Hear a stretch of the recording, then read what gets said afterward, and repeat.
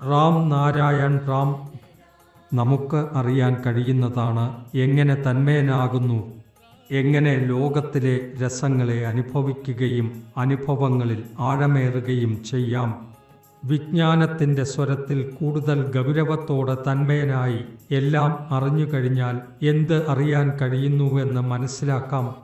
എവിടെയോ ഒരു വിത്തുണ്ടെങ്കിൽ അവിടെ തന്നെ പൂവും ഫലവും ഉണ്ടാകും. ഫലത്തിൽ നിന്ന് വീണ്ടും വിത്തുണ്ടാകും. നിങ്ങളിൽ ഓരോരുത്തരും വിത്തുകൾ, വൃക്ഷങ്ങൾ, പുഷ്പങ്ങൾ, ഫലങ്ങൾ. എല്ലാം എത്ര മനോഹരമാണ്. ഫാക്ടോറിയൽ. ഭഗവാനെ കണ്ടെത്തുന്നത് സാധാരണമായ കാര്യമാണ്. നിങ്ങൾ ഇപ്പോൾ ഉണ്ടാക്കിയെടുക്കുന്നതെങ്ങനെ കണ്ടെത്തും? നിങ്ങൾ ശാശ്വതമായ അവസ്ഥയിലാണെങ്കിൽ ആ അവസ്ഥ എങ്ങനെയാകും? ഇതാണ് ഗ്രന്ഥത്തിൽ പറയുന്നത്.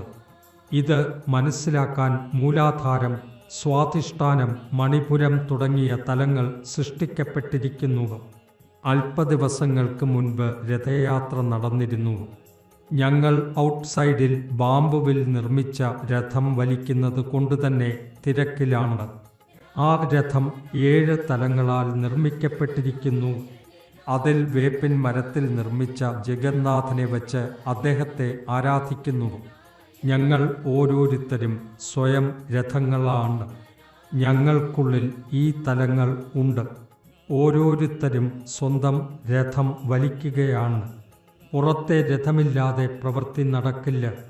എല്ലാ മനസ്സുകളും ബുദ്ധിയും ഒന്നിച്ച് ഒരു സ്വരത്തിൽ ഒഴുകുകയാണ്.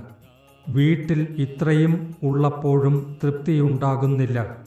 റെസ്റ്റോറൻറ്റിൽ കഴിക്കുന്നത് നമുക്ക് ഇഷ്ടമാണ്. വഴിയരികിൽ പകവട, ബജ്ജി എന്നിവ കഴിക്കാതെ മനസ്സ് നിറയുന്നില്ല.